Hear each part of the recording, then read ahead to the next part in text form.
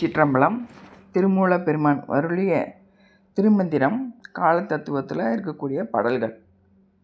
ஒன்றில் வளர்ச்சி உழப்பிலி கேளினி நன்றென்று மூன்றுக்கு நாலது சென்றிடும் சென்றிடும் 30 சேர இருந்திடில் குன்றிடை பொந்திகள் கூத்தனுமாமே.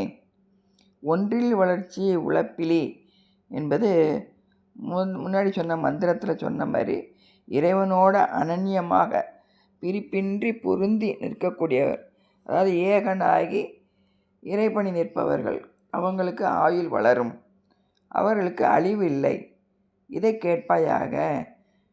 நன்று என்று 3க்கு 4 சென்றிடும், அதாவது பூரக ரேசக கும்பகம் இந்த செய்கிறதுனால வாழ்நாள் குறையுங்கிறாரு. அது 30 என்பது 30 நாளிகை, இது நாளிகை உணர்த்தக்கூடிய கால எல்லை. ஒரு நாளிகை என்பது 24 நிமிஷம்.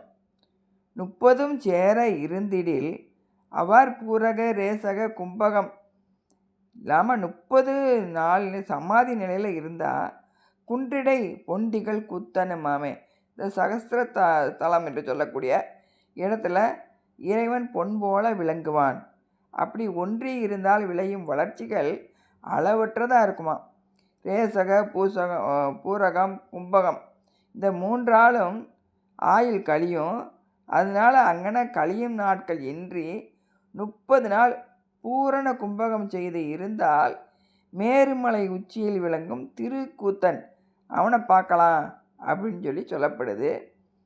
அதாவது இடகலை பிங்களை சுழுமுனை என்ற 3 நாடிகள்லையும் ஒன்றில் 10 நாள் பிராணன் இயங்குதல் யோக முறையாம்.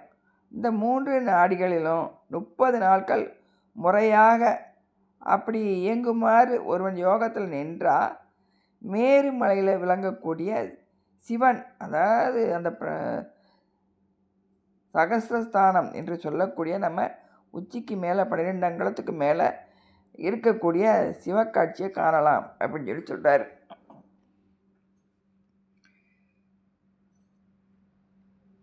கூத்தவன் ஒன்றிடும் கூர்மை அறிந்து அங்கே ஏத்துவர் பத்தினில் எண்டிசை தோன்றிட பார்த்து மகிழ்ந்து பதுமறை நோக்கிடில் சாற்றிடும் 100 தலைப்பெய்தலாமே. அதாவது கூத்து இந்த உடம்புல நடக்கக்கூடியது, அதை கூத்துங்கிறது அசைவு. இந்த பிராணன் இப்படி ஓடிக்கிட்டே இருக்கிறது தான் கூத்துன்னு சொல்கிறாரு. அது சுருக்கமாக உடம்புல போய்கிட்டே இருக்குது. அந்த நிலையை அறிஞ்சு 10 என்பது நம்ம தமிழ் எழுத்து 8க்கு ஆவும் 2க்கு ஊவும் சொல்லுவாங்க. அது ஓம்காரத்தினுடைய விரிவு. அந்த ஓம்காரத்தின் மூலமாக ஆவு மூலமாக 10 இதழ்களுடைய தாமரை, அது மணிப்புரக சக்கரத்தில் இருக்கக்கூடியது, நாபிக் கமலத்தில். அங்கிருந்து இதயத்தில் உள்ள 8 இதழ் தாமரையுடைய அநாக சக்கரம் வர ஏற்றி அங்கு இருக்கும் சிவத்தை தரிசிக்கக்கூடியவங்க எடுத்த உடம்போட 100 ஆண்டு காலம் வாழ்வார்கள். இந்த பிராணன் ஒடுங்கும் நிலையை உணர்ந்து இந்த அஷ்டதள கமலத்தில் விளங்கும் சிவனை கண்டவங்க 100 ஆண்டு காலம் வாழலாம் அப்படின்னு சொல்கிறாரு. சாற்றிடும் 100 தலைப்பெய்து நின்றவர் காத்து உடல் 1000 கட்டுற காண்பர்கள் சேர்த்து உடல் 1000 சேர இருந்தவர் மூத்துடன் கோடி யுகம் வாமே. அதாவது முதல்ல யோக பயிற்சியால் 100 ஆண்டு காலம் வாழ்ந்தவங்க பின்னாடி அந்த முறை அவங்களுக்கு கைவந்து நிற்பதால் அதனை எளிதாக செய்து 1000 ஆண்டு 16,000 100,000 என்று பல ஆயிரங்காண்டு இருப்பாங்க. பின்பு யுகம் முடிவில் கோடிக்கணக்கான யுகமும் அவங்க இப்படி பல காலம் வாழ்ந்து காலத்தை வென்று இருப்பாங்க அப்படின்னு சொல்கிறாரு.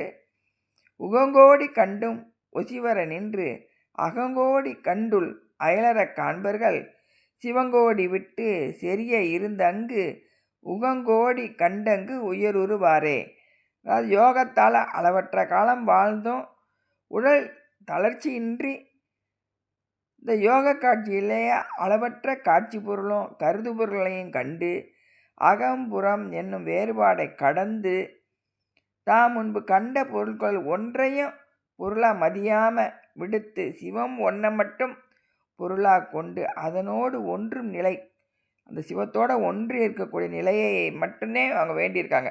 உலகப் பொருட்களெல்லாம் விட்டுட்டு சிவத்தோடு ஒன்றும் நிலையை பெரும் பொருட்டு வாழ்ந்து அந்த வாழ்விலேயே அவங்க காலத்தை கடந்து மேலே செல்வாங்க அப்படின்னு சொல்கிறாரு.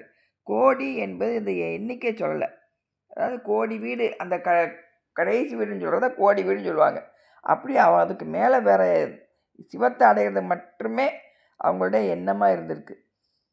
இதை நம்ம சிவவாய்க்க சொல்வார். உருத்தறிந்து நாடியில் ஒடுங்குகின்ற வாயுவை கருத்தினால் இருத்தியே கபாலம் ஏற வல்லீரேல் விருத்தரும் பாலராவீர் மேனியும் சிவந்திடும் அருள்தரித்த நாதர் பாதம் அம்மை பாதம் உண்மையே.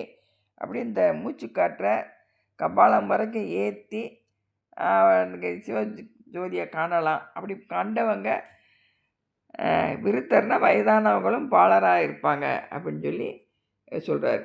திருச்சிற்றம்பலம்.